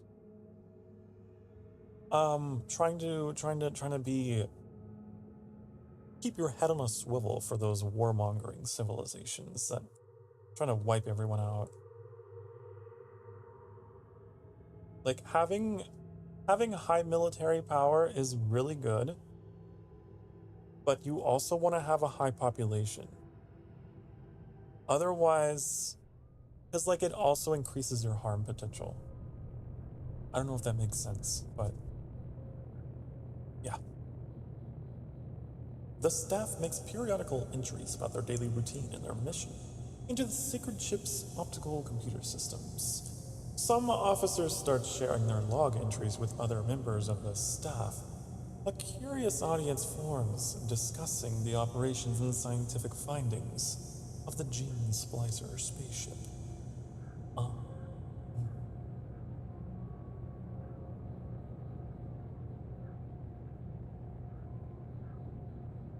Again, I don't have the synthesis to spare on this, but I like it, sure. The live streams are often derailed by uninitiated members of the staff who insist on sharing their ideas, but through constant optical computer analysis, the fusion engineers of the Gene Splicer spaceship can still extract valuable ideas from the interactive logs that they would have otherwise missed. Sure, do it. Do it. Get that population up. You have like 500,000 years worth of resources on this ship, which is crazy. They arrived! As the Gene Splicer spaceship approaches the goal of its journey, onboard analysis concludes that the oceans of Boygian Prime would provide a safe spot to create an arcology as the center for the Gene Splicer planetary colonization program. I have an idea, you guys. I just thought of this because of this text about an ocean colony. I recently got this game on Steam called Aquatico that is about building an underwater civilization with like modern technology. What if we played that on the stream next week and we kind of role-played the Maru, like their civilization, their like siren civilization? That'd be kind of cool. Anyways, just an idea. Just an idea. What is this? Dangerous hazards in the land masses and toxic flora keep the Gene Splicers holed up in their aquatic base. They need to build costly floating settlements in the oceans if they want to spread over the planet. Or we can have them have a perfect success, but that takes a lot of synthesis that I don't have. Or total failure. Total failure! We get 40 synthesis from doing that, though. We'll have them have trouble development. They're having a rough time getting started. A little bit of a rough time, but not really. Because... Oh, I think I discovered a pro gamer move. If you just stockpile resources while you're on your ship, and then you land, you can choose troubled development, and you still have... Look, I still have 63,000 years worth of resources. So... that was an unplanned, you know... Yeah. I wasn't even thinking about that, but that's cool. So they have more resources available for colony planning. Awesome. The sirens have reached the nuclear age. Oh. When rocket technology begins to take off, The race for space dominance among the emerging superpowers of Virgo is on. Jet planes increase the potential for travel all over the globe, and nuclear age communication technology allows news and entertainment to spread via mass media. As the sirens delve into the secrets of the atom, the threat of extinction looms ever heavier on the horizon. I didn't mean to laugh about that. I hit the wrong button. That was really bad timing. Nuclear weaponry is no laughing matter. It's no laughing matter. I hit the canned laughter button by accident. God damn it. Okay. I was gonna say, I love the idea of the sirens having like this obsession with like radio technology and stuff though, right? Because that's their whole thing. They love to sing. They love to spread their, you know, their vocals. So of course, they would just boom with the mass media technology, honey. They're all streamers.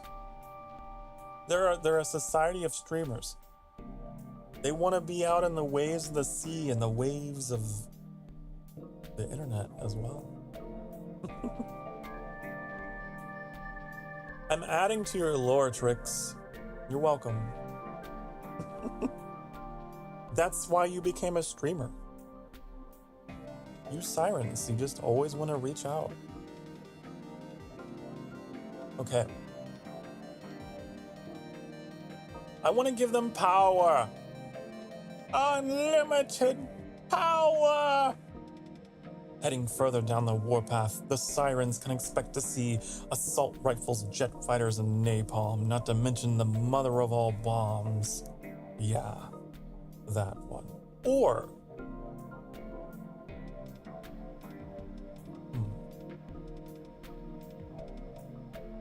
No, I want power. I want power. We need power, right? Because we're gonna strike back. One day, we're gonna build a fleet of ships. We're gonna send them back to our home planet, and we're going to retake our home world from the automaton menace that destroyed our ancestors. That is the end game that I want. That's what I want to happen. So like, I want to build up their population and their military power, and then I want to send them there. I wish you could send them there. But we're relying on random chance. Growth in Boygian Star. The mariners of the Boygian Star system start to expand their living environments with the aim of the Gene Splicer aquatic colony to promote growth. I just realized the acronym is GSAC. With the aim of the GSAC colony to promote growth in a major interstellar branch, plans are made to construct mid-new settlement bases. Cool. Yeah, I figured they've got the resources. Like, totally. We can give them a civilization pillar for this. They can boost their population if they want. I don't mind. A settlement rush sweeps the entire interstellar branch. Countless settlement bases are constructed, and the Gene Splicer Mariners build the foundation for a new civilization. Awesome. Whoa, that's a plus 12% population growth though. I should probably see if I can curb that back. I didn't know it would be that much. Singularity. The digital sleepless create machines capable of recursive self-improvement. They've reached the singularity.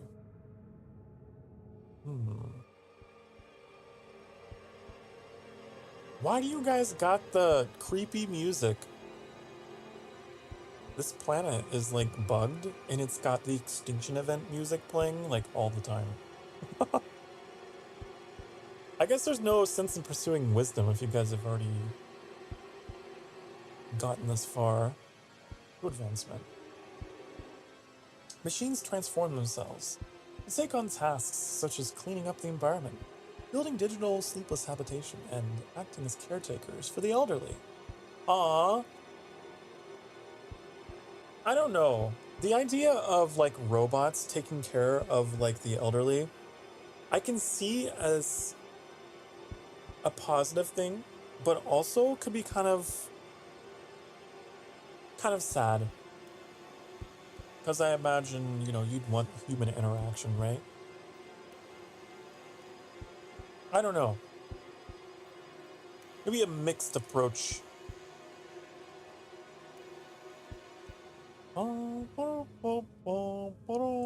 How's their aquatic colony going? Oh yeah, 12% population. I was complaining about, because that is a problem. Get it down. What's going on here?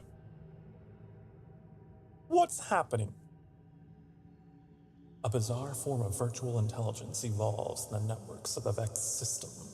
Formulated from crude jokes by long-forgotten Vulcanite programmers and toxic memes. Preserved in the ancient data structure of the Vulcanite intel apparatus. The troll constructs develop an unpredictable and annoying behavior.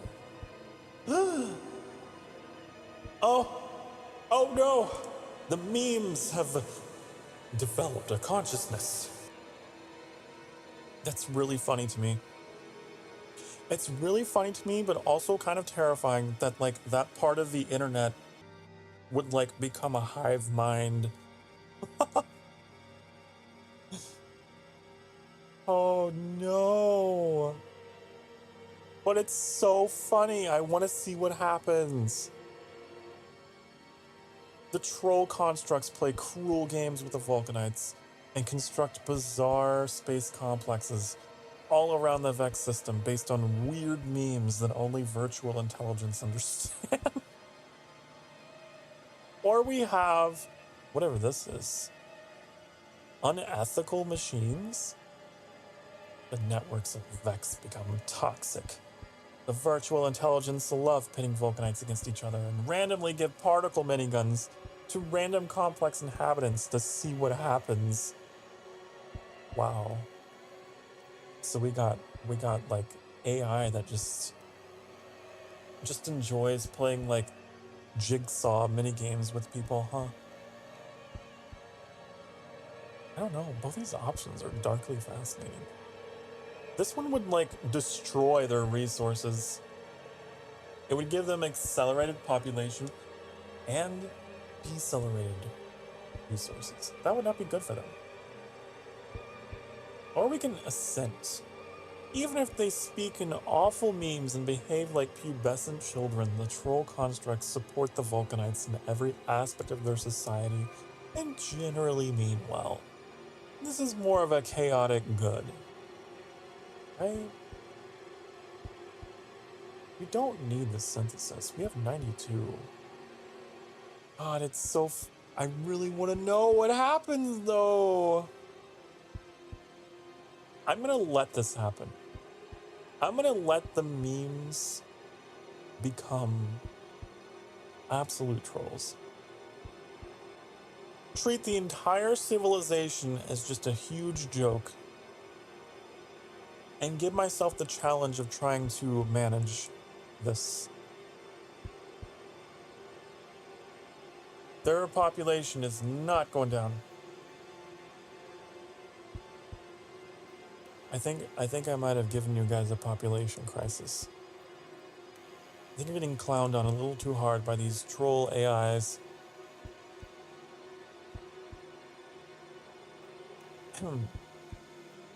Technology becomes available to make dramatic changes to dinosaur bodies in only a few hours, including seamlessly changing the biological sex of the body they were born in. Each dinosaur can easily fine-tune their hormone-balanced sex organs and secondary characteristics at will. Wow.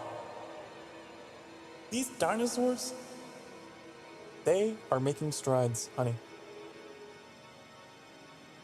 They are making strides. Civilization pillar, why not?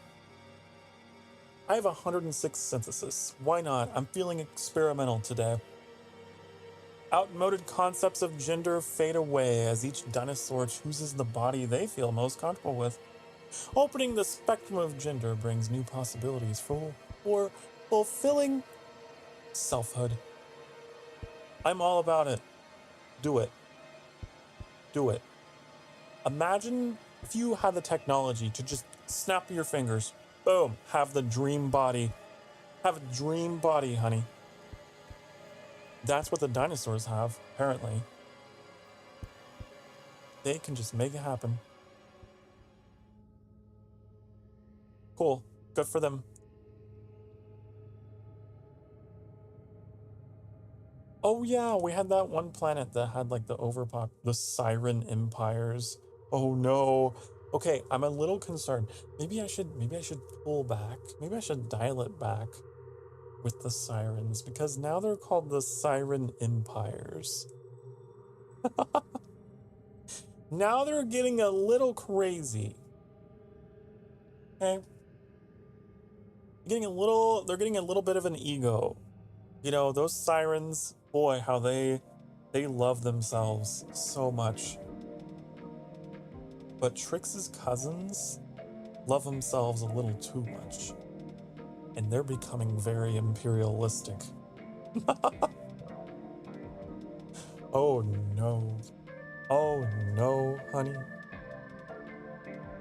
Well, what can you do?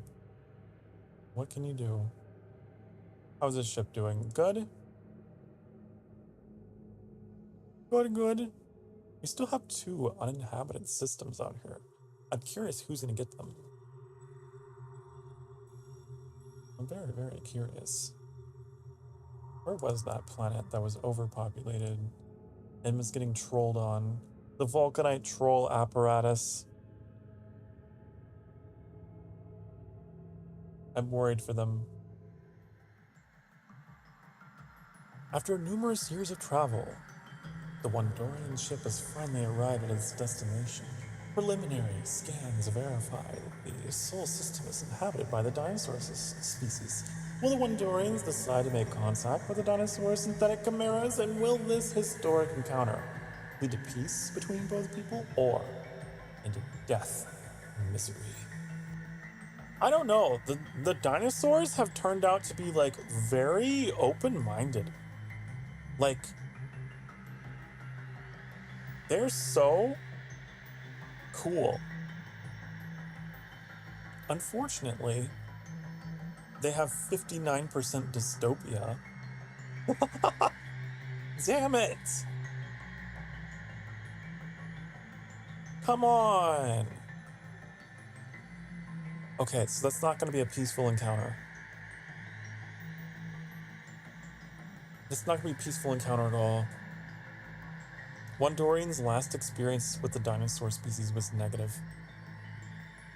Shorter arms allow for more open minds. I know, they're crazy.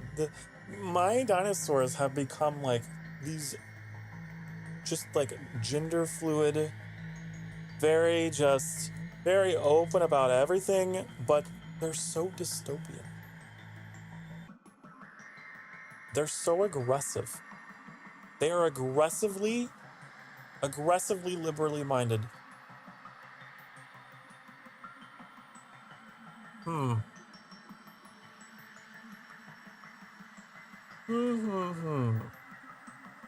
What is observation? What if I go with observation?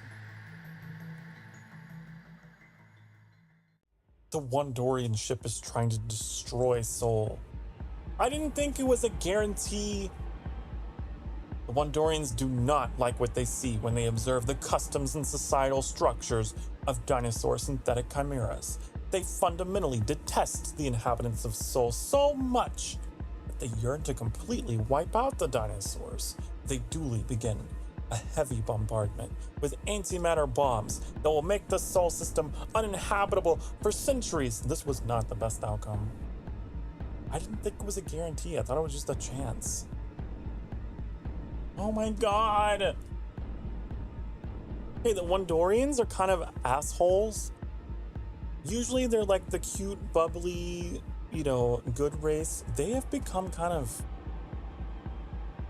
awful. What will keep them alive? Oh no! Both of these options will end in their extinction. This one allows them to leave the planet to Ross, which is where the Maru are.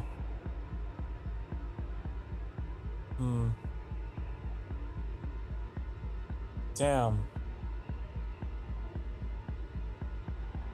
I'm looking at like the math behind all of this. Yeah. They're just 1 point below the victory condition.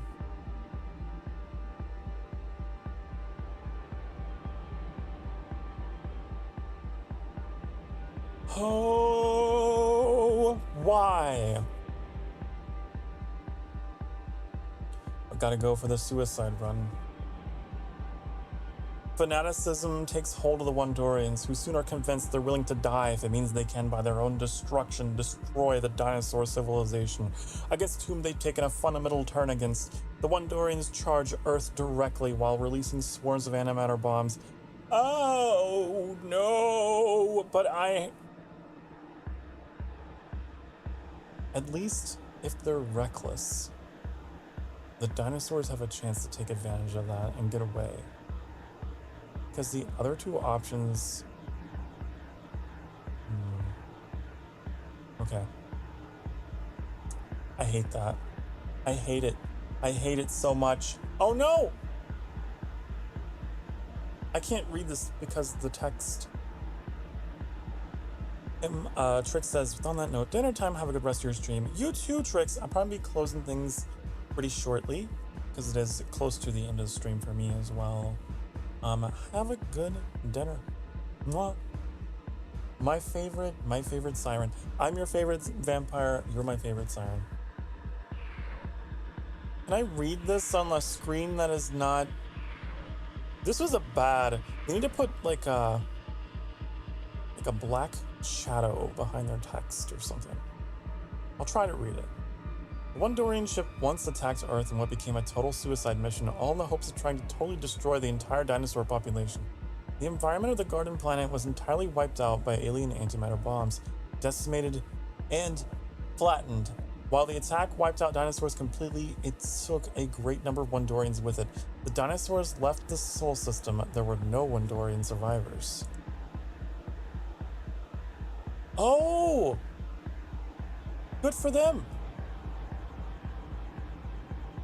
So they captured the ship and they got out. Oh, their population.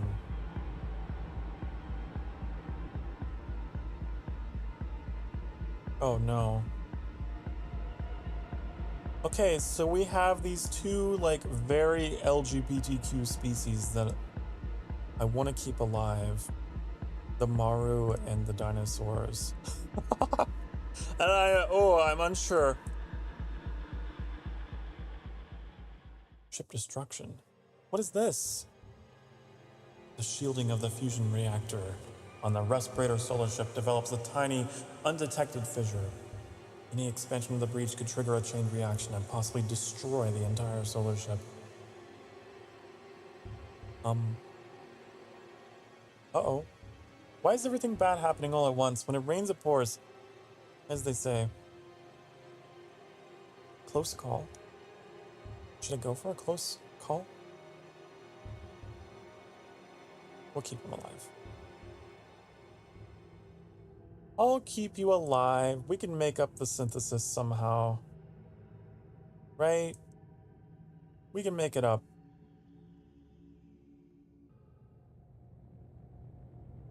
So the fish are going to be on their way to the Sol system. I'm curious if when they get there, if the resources are going to be depleted or something, or it's going to be uninhabitable because it was just like bombed to shit earlier.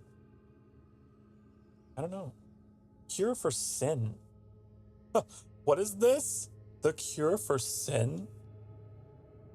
The Wondorians are now able to prevent and cure any kind of sexually transmitted disease with an advanced biogenetic implant injected under the skin, free from the fear of infecting themselves and others with harmful afflictions. Society could take a much more unrestricted stance towards sexuality. Oh. I am getting such weird events this playthrough that I have never seen before. Oh my god. Offering lifelong protection from sexually transmitted diseases with a single shot, the new medical technology shatters all sexual taboos in a generation. Uninhibited fornication leads to a constant rise in population. Oh, they become hedonistic too. They become hedonistic as well. That was one of my personal objectives, remember? Remember, honey?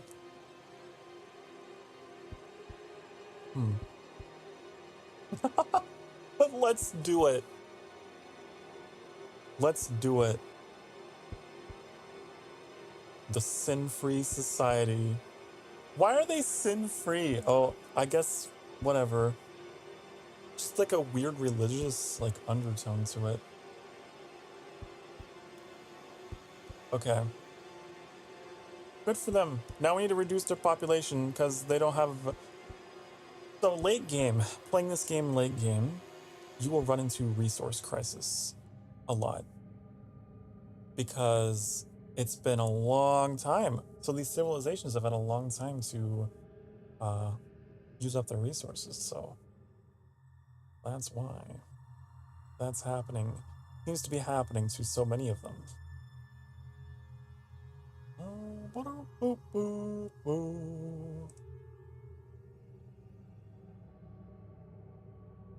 A new age for these guys. Oops, my bad.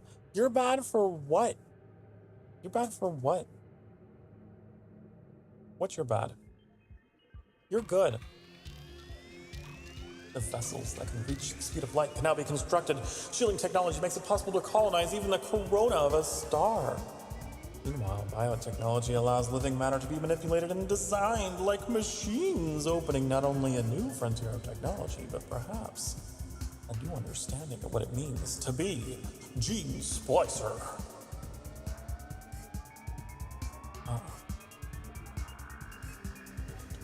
If an alien race turns to hedonism, it's probably by fault.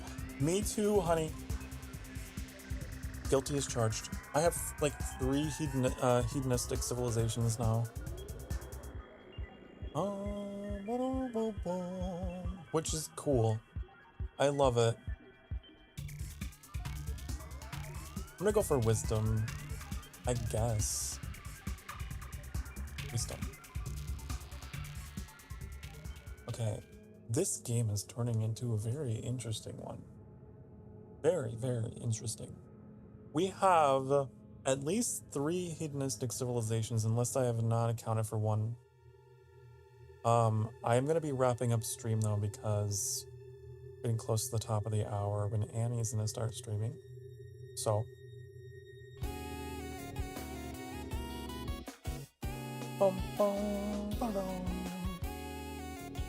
And besides, it's been a total of 6 hours anyway. I am definitely gonna save. I guess it auto-saves, huh? Okay. God, what a fun game. Like, there's like no 2 playthroughs of this game are gonna be the same. You're gonna have crazy shit happen. This entire playthrough, I have seen a lot of crazy shit happen. We got sirens. We got like... there was a Dungeons and Dragons event too, wasn't there? Where like, that happened. We had that android uprising. We had the super gender fluid dinosaurs that have like this technology where they can just have the body they want in just instant. Oh man. Cool, like all these technologies and things I didn't get before.